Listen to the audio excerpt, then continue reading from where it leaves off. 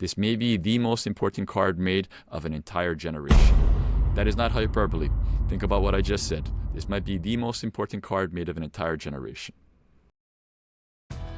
Over the past 3 years, I've been on the sports card journey of a lifetime, one that I never thought possible growing up.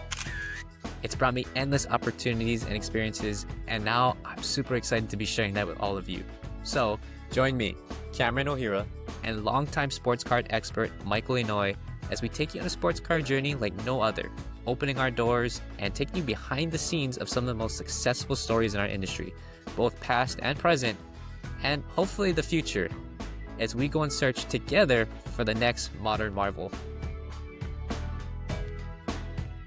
Welcome back to another episode of the Modern Marvels podcast. I'm your host, Cameron O'Hara, joined again by my good friend, Michael Inoue.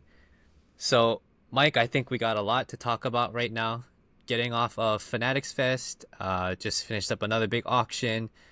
Modern Marvels, the product came out, and we have the National coming up in just a month. But let's start off with Fanatics Fest. Anything you want to talk about there? Takeaways? Yeah, it was one of the most amazing events that I've been a part of as far as sports or sports trading cards are concerned. I think what we saw is when Fanatics came into the sports card industry, and when they put their goal of 20x, I think it's amazing that they actually produced an idea that I think is going to work. And actually just seeing it there in New York, it was absolutely amazing. Never been to a card show quite like that, where the main focus is actually sports itself, and it's about showing the advantages, introducing it to a passionate fan base. So what we were able to see was just a ton of encouraging signs. If you like sports cards, if you like the purposefulness with it, Fanatics attempt to try to get more people into sports cards, and the way that they're doing it by actually making sports cards extremely accessible and educating with it, it was off the charts. That education process was amazing.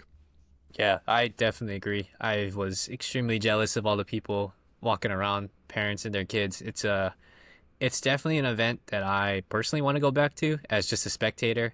I mean, it's cool to work. It's good to see all of our friends, but I think that that's an experience that I want to take with my family, my girlfriend. I think it's a ton of fun, especially for the kids. So totally agree. Good for sports cards, good for sports in general. Yeah. We talked about it as much. I think next year the plan is to somewhat bring our families to help them enjoy. You know, we have a lot of people around us that love sports, and I think this is the perfect event for those people.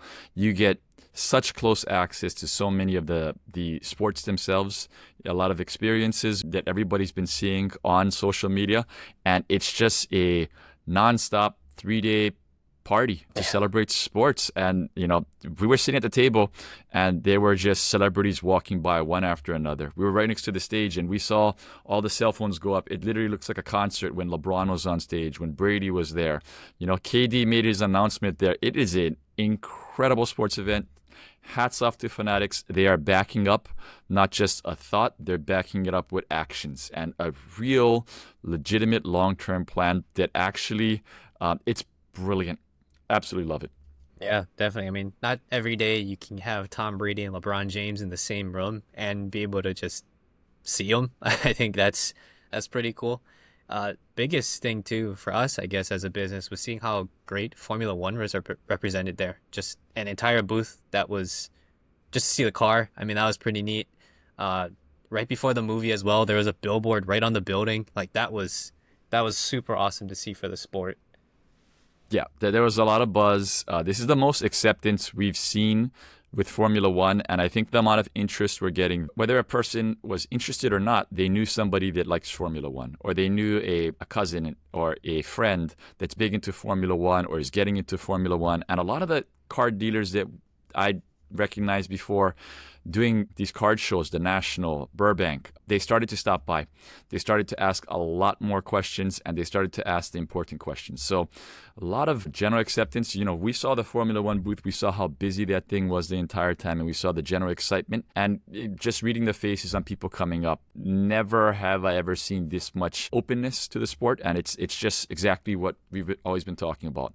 Not if, but when these things start to happen, you're going to see some results. And we have some of those results later. We'll go over them with the auction results and everything. But it's a great time for sports cards. That event was not just good for Formula One. It's good for sports cards. Everybody involved with it.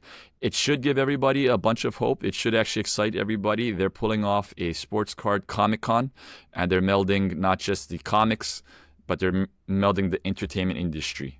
Is what they did at the Comic-Con. With sports cards, they're not just bringing you sports, they're bringing you the sports card industry. And it is very exciting for everybody.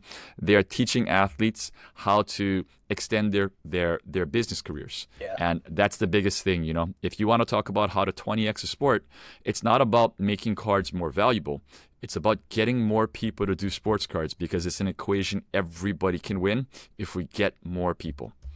Yeah. Amazing job by Fanatics. I'm raving about it right now, privately to everybody that's been calling us, and it is just a beautiful picture that they've decided to pursue. Yeah, definitely looking forward to the next time if we're able to do this again. Highly recommend to everyone, sports fans in general. You don't have to be a card guy. Moving on a little bit, right after Fanatics Fest, we got back and we ran our auction, our big F1 feature auction on eBay once again. And overall, very strong feedback, very positive news, I think, from the community and internally as well. A lot to be excited about there. Is there anything, Mike, you wanted to hit on specifically? Yeah, you know, these events are made for everybody. And the biggest thing I want to message out to everybody is congratulations. To the F1 market, to the collectors that have been there for a while. Congratulations. This event is a step up from all the events we've had before. So while the inventory wasn't as high-end as before, we had that messaging too, that inventory was special, those previous auctions, and we're going to go on this gradual phase where these 2020 incredible rare assets are not going to be available. We had that play out pretty big in this auction, but there was a very strong win for the entire F1 market. We are still going through our data. There's a lot to go through, but I can tell you from day one, the items that we could find comps on, over 80% of the auctions that had relevant comps actually sold higher than their last comps. And the most important thing is, of that, it's not just it's small gains. Over 30% of the auctions that ended on day one actually had a very big gain, and a very big gain is classified as an over 80% gain on the previous sale of the card. So we had strong action all throughout, the low end, the high end, but most importantly, and I think the thing that we've been pointing out for a while, and I think the F1 market is kind of being set ablaze by this, is that 2020 came out very strong again. We had some incredible participation this time, and we've been projecting this for a while. We thought it would take a little bit longer, but we're starting to get some big outside participants. Again, we're a data company, so if anybody wants this data, up until now, since we started selling F1 publicly on eBay, we've had 1,308 customers that have bought an F1 trading card from us. And that's a huge number, and you would expect all of them to come out for this auction, and they did. And we ended up getting 303 unique winners in this auction, which is a very strong percentage. This isn't something dominated by a few heavy-handed investors or collectors. But the most impressive thing is over 50% of them, that's 166 of them, have never bought an F1 card from us before. So we had over 50% new entrants in this, and it's not just on the lower end. There's some big high-end spending that's happening in F1. I think a lot of people know about this, and what we're seeing is the dominoes that we've been talking about for quite a while, and people are wising up, and they are understanding what this sport is and how big it can become within the US and how big it is already internationally in the areas where they don't collect sports cards yet, but they're starting to. And so we have growth in all these different areas. We saw it play out in this auction, especially on the high end. And so I cannot stress it enough. If everybody wants to go back and port through the data, check out our Instagram. We will be highlighting it. And this is what happens when you really broadcast F1 on the biggest marketplace there is. Shout out to our guys at eBay, because what they did is they went above and beyond, and they gave us the right exposure we needed to get more people into the market. This auction was launched right during the F1 movie, and I think that helped these new buyers that we had. Some of them didn't buy sports cards before, and this is all encouraging things for the market. What we want these events to represent is something that can help not just us as a seller, not just the buyers who are buying or the people we're selling for, but the entire F1 market as a whole. So this data about all these comps being higher, it's something good for everybody. So big congratulations to everybody. And we could not be happier for that market and how this auction went. And again, big shout out to the team at eBay. Great job, guys. You guys are absolutely amazing. And we are so proud and happy to represent not only you guys, but the F1 market. Yeah, it's a beautiful thing for the sport, beautiful thing for F1 trading cards in general. The movie certainly helps. There's a lot of momentum being carried out right now. And we can see this playing out. Just the excitement in the day-to-day phone calls and messages, text messages, all of these different things. If we look specifically at the market, we talked about a few high sales, and I did want to highlight a few of them because I thought they were very, very significant as these cards were ending. The beautiful thing that I wanted to preface all this with is Formula One specifically doesn't necessarily rely on the performance of a specific driver. It's amazing because you can have the entire set be relevant because people are trying to complete these things. It's the stuff that we've been talking about from the very beginning. There's a dynamic in this that doesn't exist in other sports. And when you create that, there's already a limited supply. So it's a very beautiful thing, the supply-demand model that we've always mentioned. So starting with, on that note, Yuki Tsunoda, the card number 82, red refractor PSA 8, so number to 5. The last sale I found was $250 in October 21st of 2024. So not even a full calendar year later, we put up this same card. We sold it for $595.88. So already over double, right, on a card that we've been saying these are limited assets. They're not going to appear very often. And when they do, this is your chance to go scoop it up.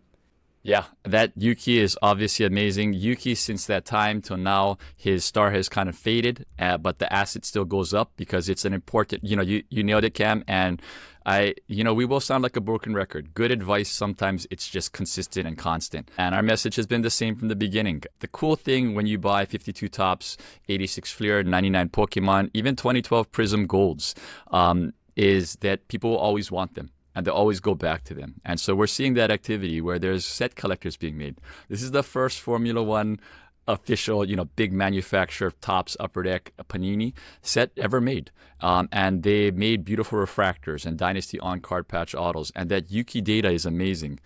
Just as amazing was the Max Verstappen, the red refractor. And that gain... Yeah, you can flash that too there. And when you see that gain, everybody understand this. Max was clinching his 4th title when the last sale happened. And this year, he is 3rd in the standings, and he's not going to win the title. You can check out the Vegas odds. He is not anywhere close to favorite. He's a long shot at this point. And that card is up entirely when he's not going to win his 5th title. He's not going in the right direction. That card is, though, and that's what happens when you buy timeless assets. Again, for those of you out there who are following us because you like our baseball takes or some of our general sports cards takes, I'm like that too. But this Formula One 2020 set, and the sport itself, it is a modern marvel to us, and it is one of the biggest things we look for. We look for growth, both domestically, internationally, and all the dominoes line up for this. We saw a lot of big high-end players come out for this, some guys who traditionally collect Michael Jordan and some other sports, and they didn't buy the cheap stuff. They're actually going for these Grail cards too. So for those of you out there, my biggest takeaway from this auction is there is still a little bit of time. There is still a lot of room in the 2020 F1 cards for the elite assets.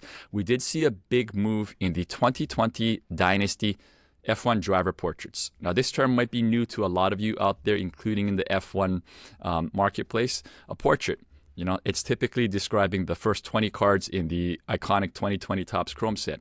But we are starting to notice activity on the single patch in the Dynasty set. Now, the single patch is the Jumbo Driver picture, Jumbo Driver auto, Jumbo Driver patch on the right-hand side.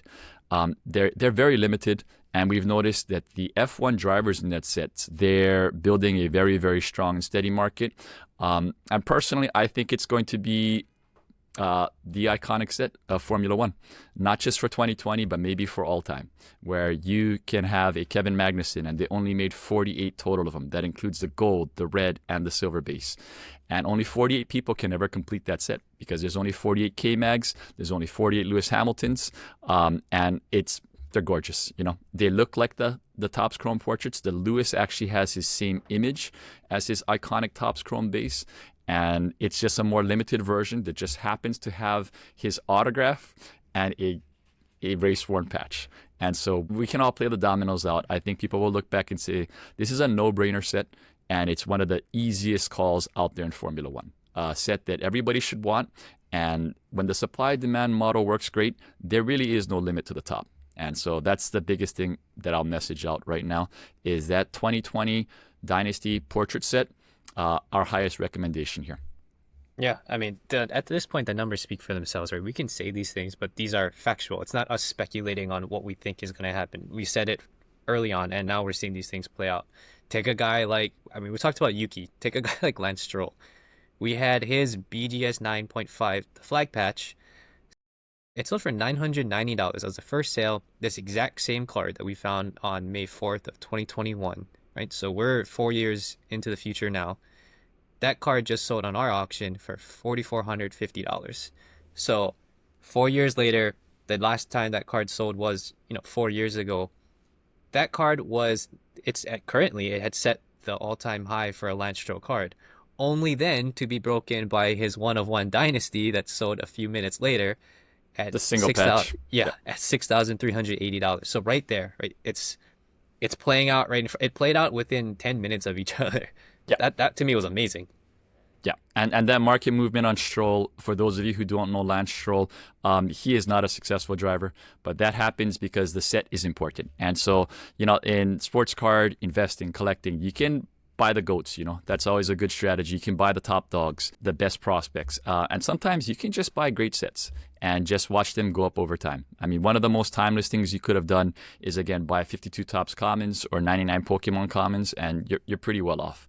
If you bought 1986 Fleer, a bunch of those Johnny Moores and Jeff Malones, you're pretty well off. And so what this Formula One 2020 sets present, it's an opportunity for everyone. Nobody can go out there and buy all of the 99 Pokemon or 52 Topps, but a lot of people will. And I think a lot of people will, over the years, keep on buying this 2020 F1 set. It's one of the smartest plays out there, and we do notice a lot of smart people are joining. So congrats to everybody that's been smart and been on this market. Congrats to everybody that's joining. Beautiful. And we couldn't be happier. And again, we're happy internally. Full disclaimer, everybody, we love the 2020 set, and we are very, very much enthusiastic and backing it. But more importantly, there's times where everybody can win, and that's what we look for. Congrats, everyone, because this is an incredible community win. Yeah, definitely. It's incredibly exciting and encouraging to see. The other thing that we want to say is all of these sales that we're mentioning, these are paid for items. So they are confirmed. We did ship, myself personally, our guy Cole, we did ship these out. So it did leave the office, and it's not just us making up numbers on the spot. These are real, and for us, sometimes it's surprising, but it really shouldn't even be at this point, just to see how these things are playing out. Yeah, but like Mike said, congrats to everybody, because these are amazing. When they pop up, which is not often, they do very, very well. Supply-demand monsters, and they should be for quite a while. There's one set that I haven't really brought up in these talks. I say the other iconic sets, but obviously the obvious one for the 2020 Dynasty is 2003 Exquisite. The cards look like it, and the print run is it's even better. There's only 3,746 total cards in that 2020 Dynasty set, and as people go back and look on it, they're going to understand these aren't run-of-the-mill drivers. These aren't run-of-the-mill athletes. These are world-famous athletes who command more respect. Your average driver on the Formula One grid, the lowest of the 20, is more worldwide popular than some of your Pro Bowlers and your All-Stars and even some Hall of Famers that we have in baseball and football. These guys are more worldwide popular. They're more followed. They're more adored. And their cards actually sell for more, even their 4th and 5th year autographs, more than Hall of Fame wide receivers. So, you're talking about a very, very popular sport. And we're going back to the first year of the set of on-card patch autos. Yeah. So, on our side for this auction, we felt really strongly about the results. We were super excited. Just a really, really good result. eBay did a great job for us, like they usually do.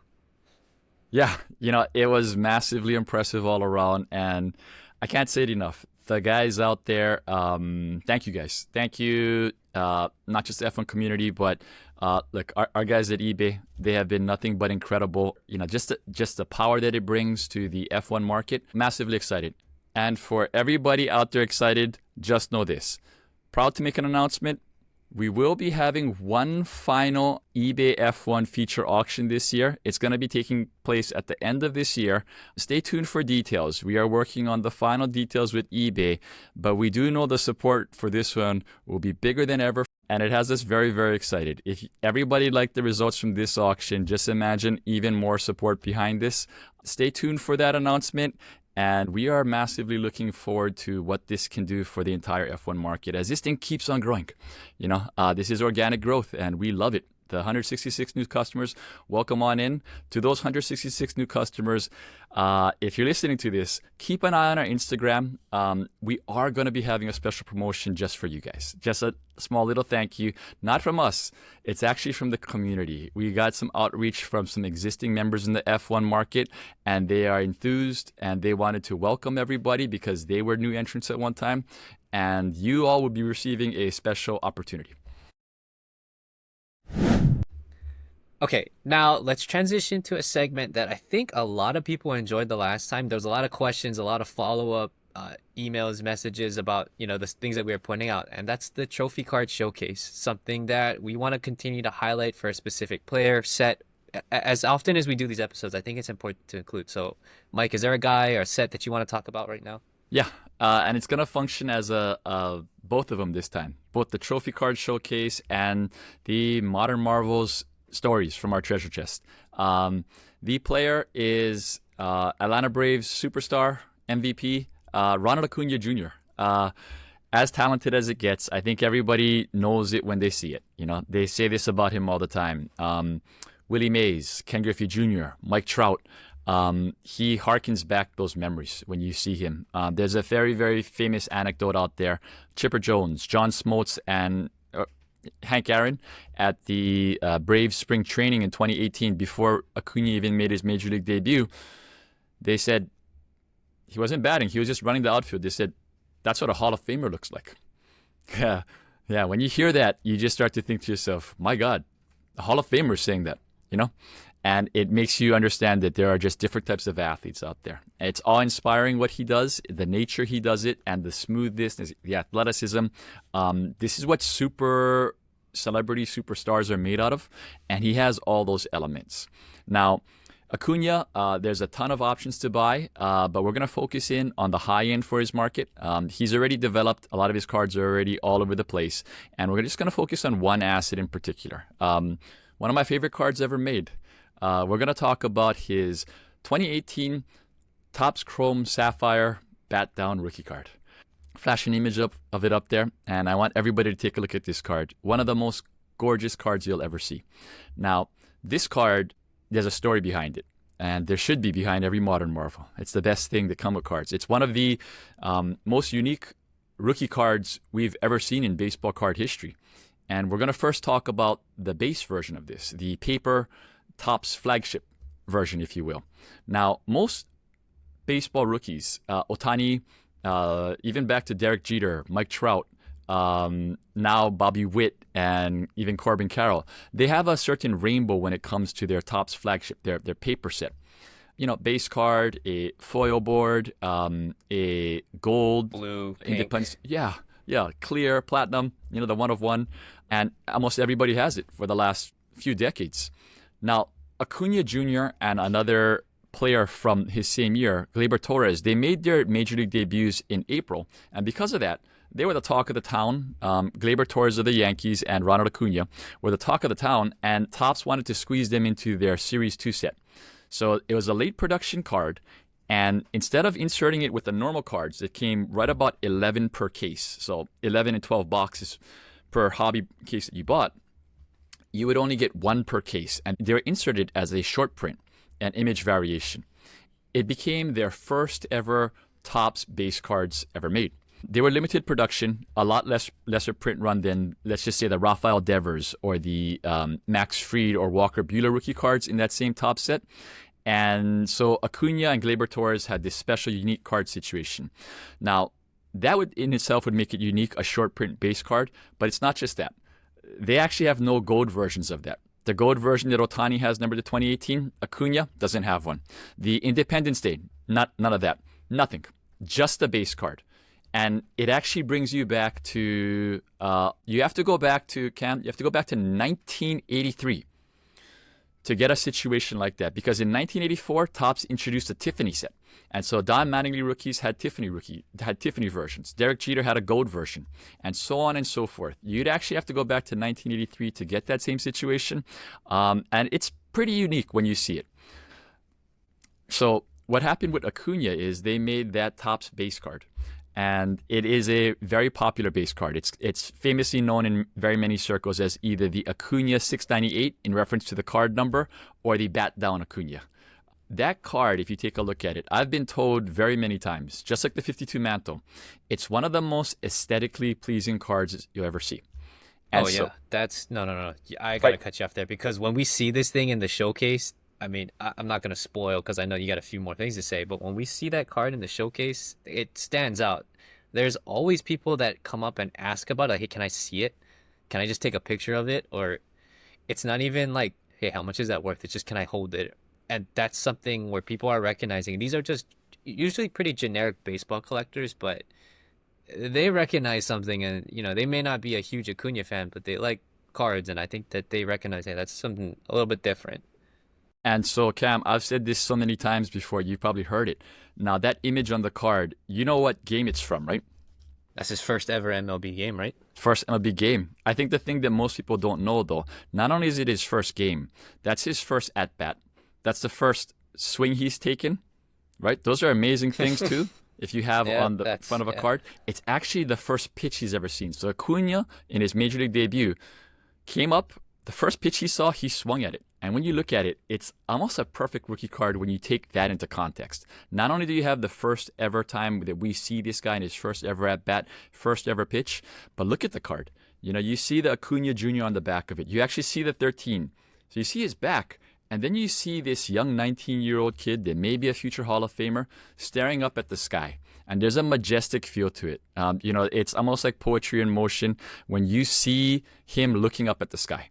His Major League career began right there. And where's it going? We're all going to tune in and watch it all play out. So aesthetically, like you're saying yourself, beautiful card.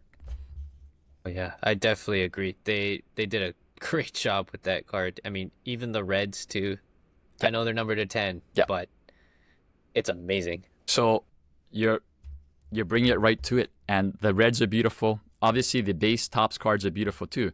But why the Sapphire? And I don't even need to explain this card. Everybody who's in baseball collecting already knows it's a very expensive card. It's actually one of the most unique baseball sports card situations of the last 30 years, 40 years, 50 years. I mean, it actually is an anomaly that this card actually exists, and it might be of a future Hall of Famer. Now, almost every single player that's had a Topps Chrome rookie card, a baseball base Topps Chrome rookie card, they have thousands of them made. Some of them, thousands of parallels made. This Acuna, first of all, the base Topps card has no parallels. And so next is Topps Chrome. Well, when they released Topps Chrome, 2018 Topps Chrome, the Acuna Jr. image they used was a white jersey image of him in spring training. And so that's the card that they produced, base cards, blue refractors, greens, one-of-one superfractors. They didn't use the image of his first ever Topps card. When they made Topps Chrome Update, they again didn't use the image of his first Topps card. But for Ohtani they did, For other players, they used their Topps base cards. For Acuna, no, they didn't. And so he didn't have a Topps Chrome rookie in both Topps Chrome and Topps Chrome Update.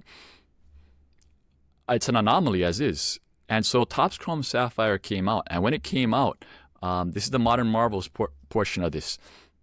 When it came out, I had to make a decision because I was in the Acuna market and I was buying up and building my portfolio. I had it low end, mid end, and I was looking for a decent high end asset. And at the time, I was identifying his 2018 Topps Heritage on-card auto, his real ones. Nice looking card, beautiful design. I thought it was pretty timeless. This thing, if he's a future Hall of Famer, it'll be a desired card. And I still believe it will be. At the time, as a redemption, it was going for $500. And so I looked at it and said, I think I want to buy one or two and make this as part of my portfolio to balance things out. And it was late 2018, and I looked at it and said, okay, maybe we start to get in the market. At that time, Topps Chrome Sapphire was announced. And at the time, Topps Chrome Sapphire was not a big brand, everybody. Not the brand it is today. And it was a alternative play. In fact, it was very, very not valuable, and people did not like it. And so the set came out, studied the checklist, looked at it, and said, okay, well, they have Ohtani, and they decided to put the Acuna and the Gleyber Torres card inside. And so I was thinking, cool, nice set, great rookie class. And set came out, did all my math on it, did all my breakdown. And when it came out, when I saw the image and I saw that they actually used the bat down image, the image of his first Topps trading card ever made, that might be a historic rookie card, I was blown away. I just looked at it. I looked at my projections for the set and I said, wow, okay, well, I projected the card to be $250. This adds a little bit more specialness to it. Let's go take a look at what the market is on this card. Now, it came out, Cam, at right around $100. Some of them sold for $90, some of them sold for $110. But right off the bat, they were about $100. I looked at my projections and I said, go for it, Mike. Have some conviction in your numbers. I went out there, I bought some, 5, 7, 8. Cool. Can't buy the heritage real ones. It's okay though. This is something that it's already an inefficiency. You know, by the time I got to 12, 15, I started to second guess myself a lot and say, whoa, this is a fast pace. People keep on putting this up for sale. Should I keep going? I did the math, and the math just showed this. It's a supply-demand monster. I'll swing back to it, but they made under 350 total of all of his cards in that product, the bat down. And so I kept on buying. And at the end of it all, Cam, I ended up with 30 of the first 35 base cards sold publicly. An average cost of $104.52 a piece. I also ended up with 2 reds, serial number to 10. And both of those cost me under $800. Okay, wait. So the first one, though, you said 30 of the 35 first that you saw, right? And the average cost was $105. So the market never adjusted between, because you said it opened up at 90, right? And you kept that same average across 30 cards. So nobody said anything. Nobody said, hey, I want to jump in here. Yeah, it was actually shocking when it was happening. And yeah, sometimes, you just do my research on my side. A good idea is a good idea. I encourage everybody to have some conviction in what you're looking at. If you have a really, really good idea, and I'll go over some of the things that made it a no-brainer on my side to keep on going and stacking a play. But, I kept on trying to poke holes in it, ask myself, am I wrong? Is the market wrong? And trying to figure out which one was correct. And trust me, everybody, the second guessing was very, very strong on that. When you don't have the biggest sports card budget in the world, you want to make sure you treat it properly. But in the end, yeah, just had some conviction through it all. When the market started to tick up too much, I don't believe too much in the manipulation or, the backing of play so much. So I stepped out and I let the natural market play. But the way this actually played out is these are pre-pandemic numbers too. If you guys take a look at the graph on Card Ladder, you'll see a big 30x on that card even before the pandemic. And then you'll see the pandemic come and you'll see it go up again like everything else did. Acuna, some of them went up 10, 12x. This card didn't. But what you'll see is stability at the back end too, because it's a supply-demand efficient and it's actually a long-term asset. So while everything else went up 10x and then came back down to almost its original prices, this one is holding strong because it's actually, I think people know it's his most solid asset out there. And so, this thing happened, ended up with all these Acunas. And the reason why is what I'll tell you. The thing that I see and other people see in this card, why it still has my strongest recommendation, is because the situation I just explained is he has a base card in Sapphire, and he actually only has 2 parallels in Sapphire. He has a red number to 10 and a superfractor. So the entire Ronald Acuna bat down rainbow looks like this. It is his Topps base flagship that functions as a vintage rookie card because there are no parallels. Then he has a Topps Chrome rookie card. Based on calculations, it's either 285 or 325 made. Let's just say it's 325. And then he has a red number to 10 and a superfractor. So if you want a Topps Chrome Ronald Acuna rookie card, his very first Topps card ever made, there's less than 350 of them. And that situation doesn't exist for any Hall of Fame level baseball player. It may never happen in baseball history. And so if you were to grab I don't want to say run of the mill, but if you grab Freddie Freeman or if you grab Nolan Arenado, Justin Verlander, and gave them a Topps Chrome rookie card that they had the same situation, 10 reds, a superfractor, and just a base card. Give it time, let it compound. And when they become collected by Hall of Fame collectors, I think you have the most desired Topps Chrome rookie that will ever exist. And football has this situation too with the Larry Fitzgerald 2004 Contenders rookie card. That's the key to every Contenders rookie set because he's the lowest printed Hall of Famer. One of those just went off for 60 grand as a PSA 10. Yeah, and it's more than Peyton Manning and all these other guys, but it's because you need it for the Hall of Fame set. So with Acuna, he may not be a run-of-the-mill Hall of Famer. He actually may be, he may be in that upper inner tier. And if he is, I think what we're talking about here is one of the most special cards that we've seen of the past few decades. If he actually gets back on track to where he was before, he gets on that Griffey and Mantle level. It's something to dream on, but can you imagine a Ken Griffey Jr. like this? Can you imagine a Mantle like this? And it's why I've said for forever, we have the term modern marvels. For me, this is what I call a modern Mantle, where it has a chance to be the most desired card of an entire generation, a card that is iconic because it looks good and because it's historically relevant to almost every collection out there. Whether you're a Braves collector, an Acuna collector, or a Hall of Fame collector, or even just a Topps Chrome collector, this might be one of the most important modern cards made. So I put it in that category. I think even at its current market, if you are a person that's into the long run of baseball card history, it makes sense to me. It looks like this card is right around the $2,500 to $3,500 range. If Acuna is your guy, this is the card. If he's not your guy, if you're into, if you're just not an Acuna guy, you're not a Braves fan, or you don't think he's going to be a Hall of Famer, it's totally fine. My encouragement here is to find within your player the same type of asset that can function this way. And so for Acuna, it's really obvious. Special sports card situation, special athlete, and an asset that we think is what this Modern Marvels is all about. And, we'll explain to it. We'll explain about it right now, in fact, what we want to accomplish here. Yeah, first, before we get to that, though, obviously these things are semi-contingent on what Acuna does for the rest of his career. But the idea here is not, we don't know what he's going to do. Like we can hope. We're going to cheer for this guy, obviously, because this situation exists. Now, it's important to recognize with this specific Acuna situation, these things don't happen often. If we have to date back to the 80s, who knows when this is going to really happen again with a caliber of player like Ronald Acuna Jr. But just focus on the situation at hand. If this guy does what we want him to do, you're not going to see situations like this. It's not going to happen with guys like Ohtani, unfortunately. That would be pretty cool. But Ronald Acuna is not a bad consolation prize if this is what happens. So we'll continue to cheer for him because of the situation. Not just because we have some of these cards, but we want to see unique sports card situations like this, and it just doesn't happen. Which is why, Modern Marvel, right? You know what, Cam? You just brought up an interesting thing, and I didn't think about it until you said it. And it's as simple as this. Look, nothing's guaranteed. And this entire Ronald Acuna himself, his entire market is predicated on his current market values of if he makes the Hall of Fame, you win. If he doesn't, you're going to lose at current market. It's what it is. But if he makes the Hall of Fame, this is what this entire thing is contingent on. Anybody who talks about Ronald Acuna today at his current markets, that's got to be the discussion.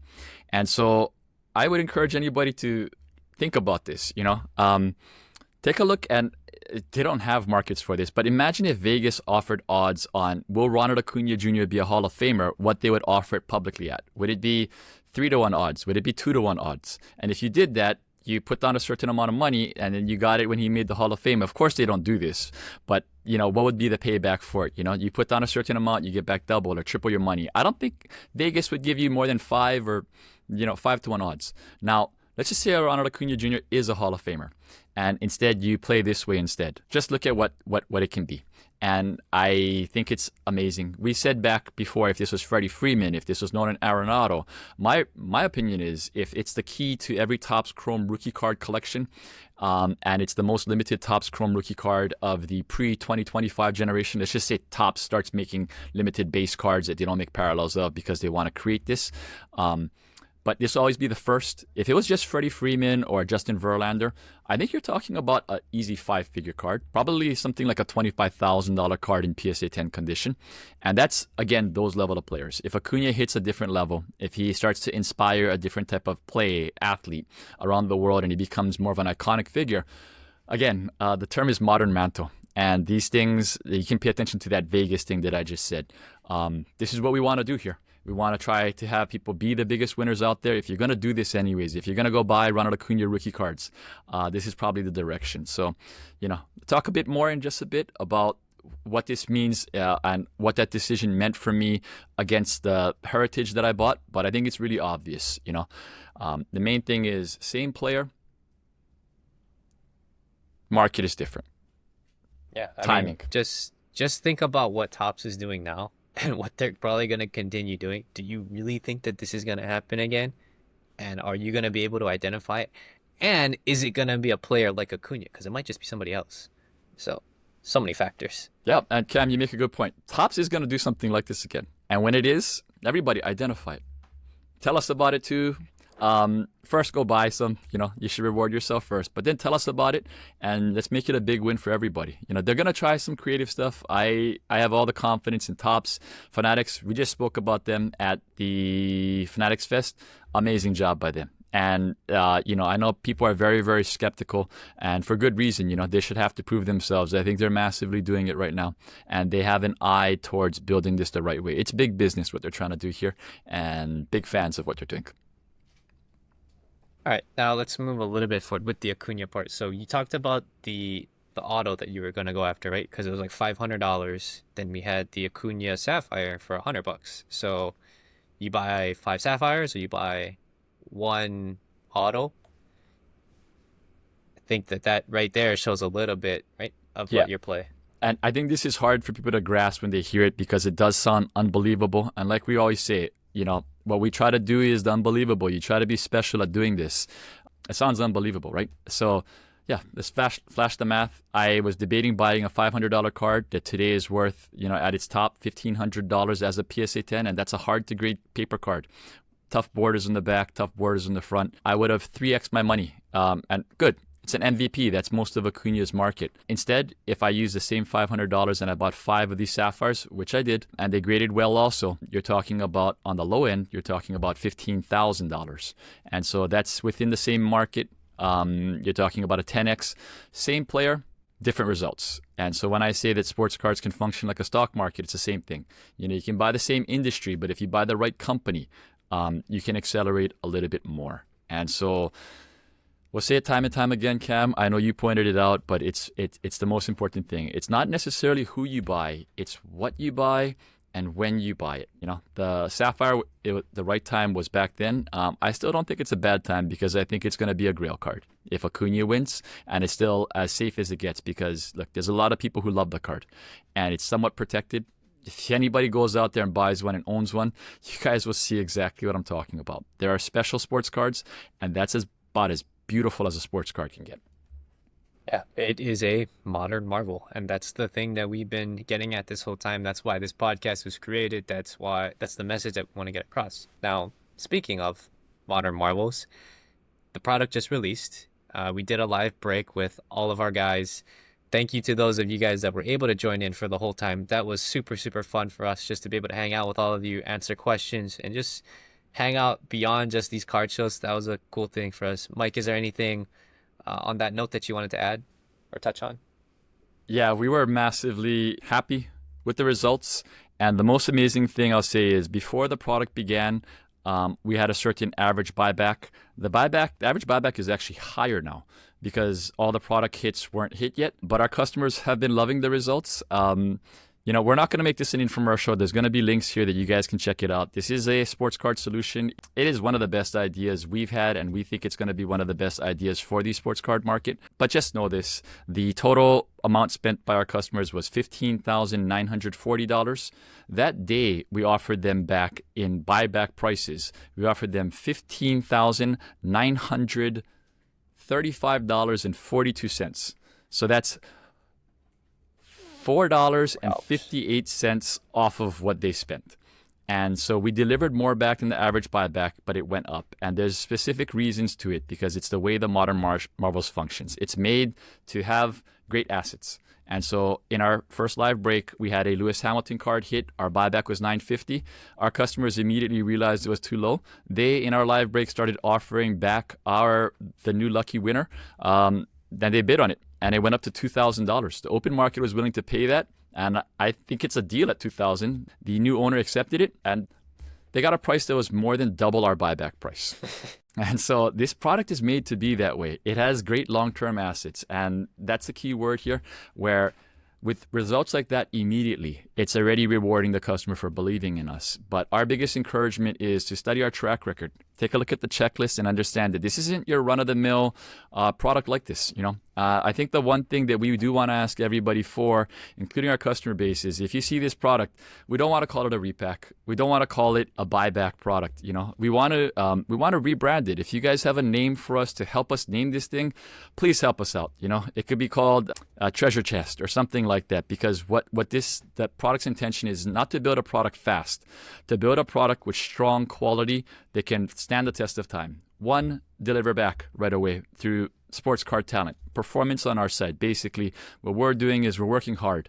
We're trying to find the right assets, and we're trying to build a product that's full of great assets that can return immediate results, but more importantly, return the results over time. Become or have us bury modern marvels in this product. And so, we want to establish that product. I think we had those results. There's going to be, click on the links, everybody. There's going to be stories that we have. And I think they're going to be massively encouraging for people. This is a product that we hope is built to be sustainable. We know a lot of you are very, very smart out there. You're very, very savvy, and there's things that you do not like happening in the sports card market. What we want is to build a brand for you guys. I think everybody should want us to do this, whether it's Fanatics, eBay, everybody. We want to build a smarter demographic that can study everything and wants to buy sports cards smartly and can have a trusted source for it. So again, no infomercial here. We'll keep it with sports card news, but there are links connected here. If you guys have some time, please click on these links. We will put up a separate section also on the podcast section, so you guys can listen if you want to special Modern Marvels episodes where we talk about and we do the infomercial part of it, where we really try to explain to you why we believe this is a long-term solution, why we believe that this can actually grow with you and with the support of everybody. So yeah, to keep it simple, we love the results. We are happy for all of our customers. And thank you guys all for letting us try to deliver this win out to you guys. Brave and bold, It's what we're trying to do here, to deliver this unique win to a market. And you guys too for being brave and bold and trusting us through this. Just know this, everybody, after just a few days, the buyback price that we offered, of course, it went up more than $4.58. It ended up being more than the actual SRP of the product. So, and these are real assets. Of the buyback offers we sent, only 5 people have sold back their cards. So it is what it is. I think people are seeing how beautiful these cards are. They understand that our buybacks are low, and yet they are still incredibly high relative to the SRP, and that these are actually long-term assets. These are cards that you hold on to. So if you're out there and you're having trouble identifying these cards, or if you want to build a bigger portfolio, take a look at it. These things are loaded with things that we massively believe in. Yeah. This product, this podcast, this is all built and made for all of you. It's something that we want to extend out because it's what's got us this far. We found success in it, and we hope all of you do as well. Because if we're successful, that means that you guys are going to be too. That's the goal. That's what Mike and I want, Cole and I want for all of you guys moving forward. Now, Mike, I think that's a perfect way to cap off this second episode of the Modern Marvels podcast. Thank you guys all for tuning in. We will catch you all in the next one. Yep. Looking forward to seeing everybody at the National. Thank you guys all for the support. It has been absolutely amazing, and we look forward to delivering more and a lot more feedback. So send it our way. For you F1 guys out there, stay tuned. Next episode will be Lewis Hamilton. Let's have some fun. Thank you guys. Travel safe, and we'll see you soon. Thank you guys again, and we hope you've enjoyed this episode of the Modern Marvels podcast. If you like what we said about Ronald Acuna, don't forget to check out our first episode where we talked about Shohei Ohtani's trophy card profile. And for our F1 guys, we also talked about Oscar Piastri. If you liked everything you've heard so far, please don't forget to like and subscribe and follow us on Instagram for even more content. All those links will be down below. Now, for those of you going to the National, please travel safely and we'll see you guys there soon. Thank you, everyone.